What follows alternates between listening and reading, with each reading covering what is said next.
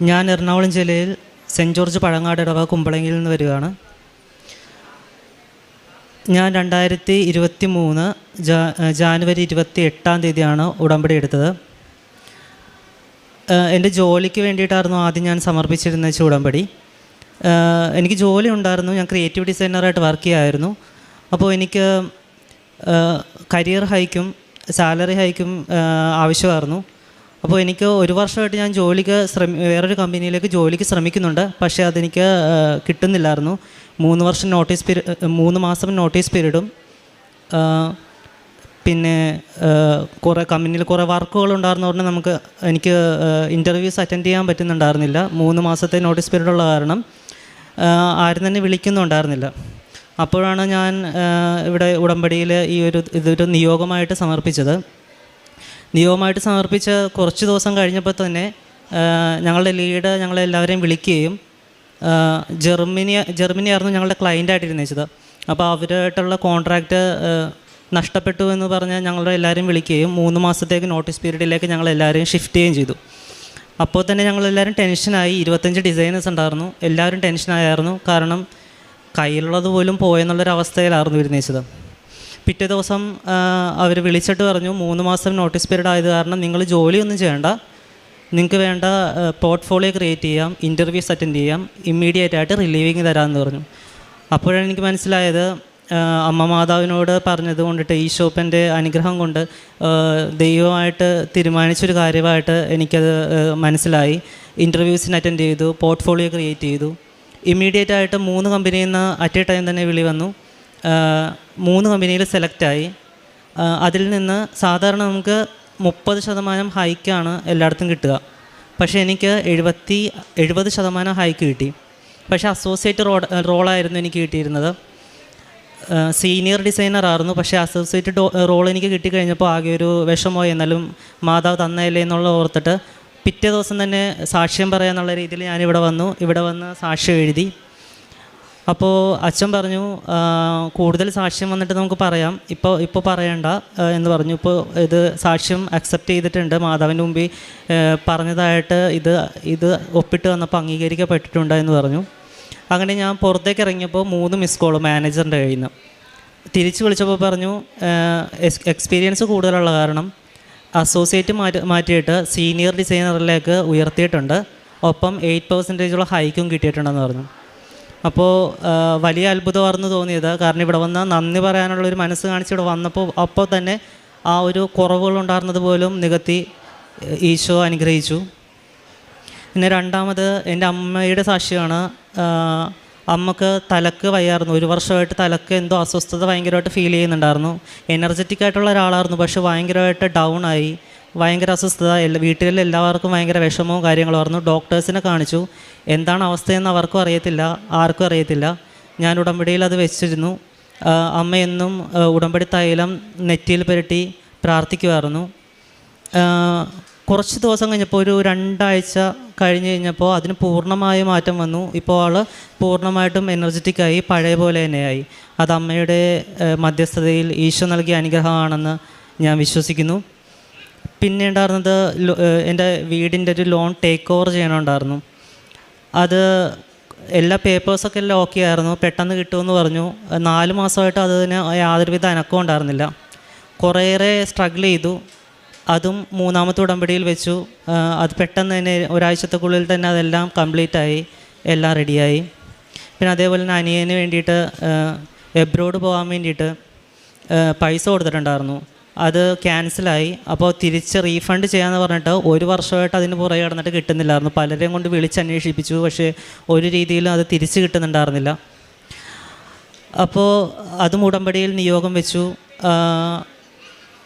അതിലൊരാൾ 50,000 രൂപ, അതിന് 77,000 രൂപയോളം കിട്ടാനുണ്ടായിരുന്നു. അതിൽ 50,000 രൂപ തിരിച്ചു കിട്ടി. എല്ലാവരോടും പറയുമ്പോൾ അത് കിട്ടിയത് തന്നെ അത്ഭുതമാണെന്നുള്ള രീതിയിലാണ് പറയുന്നത്.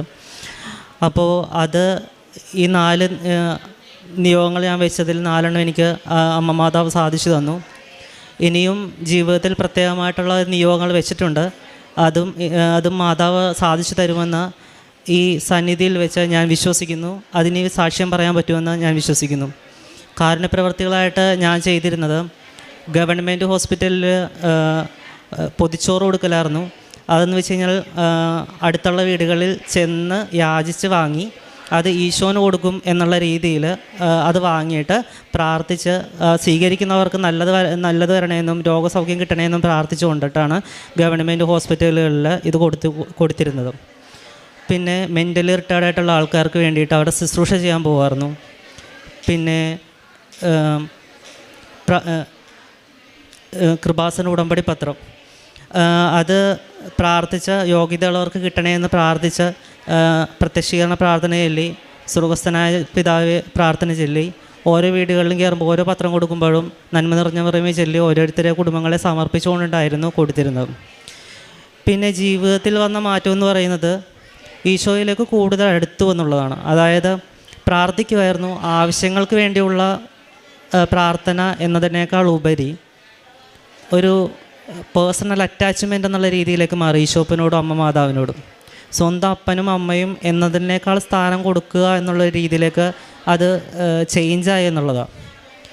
അവരോട് പേഴ്സണലായിട്ട് സംസാരിക്കുക, നമ്മളുടെ ഇൻറ്റിമേറ്റ് ആയിട്ടുള്ള ആൾക്കാരോട് സംസാരിക്കുന്ന പോലെ പേഴ്സണലായിട്ട് സംസാരിക്കുക, വിഷമങ്ങൾ പറയുക, ഓരോ സിറ്റുവേഷൻസ് സംസാരിക്കുക എന്നുള്ള രീതിയിൽ ഈശോപ്പിനോടോ അമ്മ മാതാവിനൊരു പ്രത്യേക ബന്ധം വളർത്തപ്പെട്ടു. അത് അങ്ങനെ വളർത്തപ്പെട്ടപ്പോൾ സംഭവിച്ചത് എൻ്റെ വിശ്വാസത്തെ ഏറ്റുപറയാൻ വേണ്ടിയിട്ടുള്ള ഒരു അവസരം പോലെയായി. കാരണം ദിവ്യബലിയിലും പ്രാർത്ഥനയിലും ഒക്കെ മാക്സിമം എന്നും പങ്കുകൊള്ളും. ഞായറാഴ്ചകൾ കുർബാന മുടക്കാൻ നോക്കത്തില്ല. ഇപ്പോൾ കൂട്ടുകാരോടടുത്ത് ട്രിപ്പ് പോകുന്ന അവസ്ഥകളിലാണെങ്കിൽ പോലും ബൈബിളും എല്ലാം കൊണ്ടുപോകും. ആദ്യം നോക്കുന്നത് അടുത്ത വല്ല പള്ളി ഉണ്ടോയെന്നാണ്. എന്നിട്ട് ആരെങ്കിലും കൂടെ വരാൻ ആഗ്രഹമുള്ളവരെ വിളിച്ചിട്ട് അവരോടടുത്ത് പോകും. അങ്ങനെ വിശുദ്ധ കുർബാന മുടക്കാത്തുള്ള രീതിയിലാണ് ബാക്കി എല്ലാ കാര്യങ്ങളും മുന്നോട്ട് പോയിക്കൊണ്ടിരുന്നത്. അപ്പോൾ അതുകൊണ്ട് തന്നെ കൂടുതലുള്ള കൂട്ടുകാർക്കാണെങ്കിൽ പോലും അവർക്ക് പോകണമെന്നുള്ളൊരു ആഗ്രഹം ഉണ്ടായി. പ്രാർത്ഥനകൾ ബൈബിൾ വായിക്കുകയാണെങ്കിൽ ഇവരുടെ കൂടെ തന്നെ ഇരുന്നാണെങ്കിലും ബൈബിൾ വായിക്കാൻ ടൈമില്ലെങ്കിലും അത് കണ്ടെത്തി വായിക്കുമ്പോൾ അവരത് കാണുമ്പോൾ എന്തിനാണ് ഇങ്ങനെ വായിക്കുന്നതെന്നൊക്കെ ചോദിക്കുമ്പോൾ നമുക്ക് കാര്യങ്ങൾ പറയാൻ പറ്റും. ഞാനിങ്ങനെ ഉടമ്പടി എടുത്തിട്ടുണ്ട്, ഇതുകൊണ്ടിട്ട് കുറേ അടുക്കാൻ പറ്റുന്നുണ്ട് എന്നുള്ള കാര്യങ്ങൾ. ഒപ്പം ജീവിതത്തിൽ സ്ട്രഗിൾസ് ഉണ്ടാകുമ്പോൾ അതൊക്കെ ഈസി ആയിട്ട് ഓവർകം ചെയ്യാനുള്ളൊരു സിറ്റുവേഷൻ വരുന്നു എന്നുള്ളതാണ്. കാരണം വിശ്വസിച്ച് അത് കിട്ടുമെന്ന് വിശ്വസിക്കുന്ന കാര്യങ്ങൾ ചിലപ്പോൾ ഉടമ്പടി എടുത്തിങ്ങനെ നിൽക്കുന്ന സമയത്താണെങ്കിൽ പോലും കിട്ടത്തില്ല. വിശ്വാസം തളർന്നു പോകാനുള്ള ഒരു വലിയൊരു സാധ്യത ആ സമയത്ത് ഞാൻ പോലും വലിയ രീതിയിൽ ഫീൽ ചെയ്തിട്ടുണ്ട്. അപ്പോഴും ആ വിശ്വാസത്തിൽ തളരാതെ പിന്നെയും മുന്നോട്ട് പോകണം എന്നുള്ളതും മാതാവ് തരും, ഈശോപ്പനോട് പറയും തരും എന്നുള്ള ഒരു വിശ്വാസത്തിലേക്ക് മുന്നോട്ട് പോകാനുള്ള ഒരു ധൈര്യം വലിയ രീതിയിൽ അത് തന്നിട്ടുണ്ട്. അതെല്ലാവരോടും ഏറ്റുപറയാനും പറ്റിയിട്ടുണ്ടെന്നുള്ളതാണ്.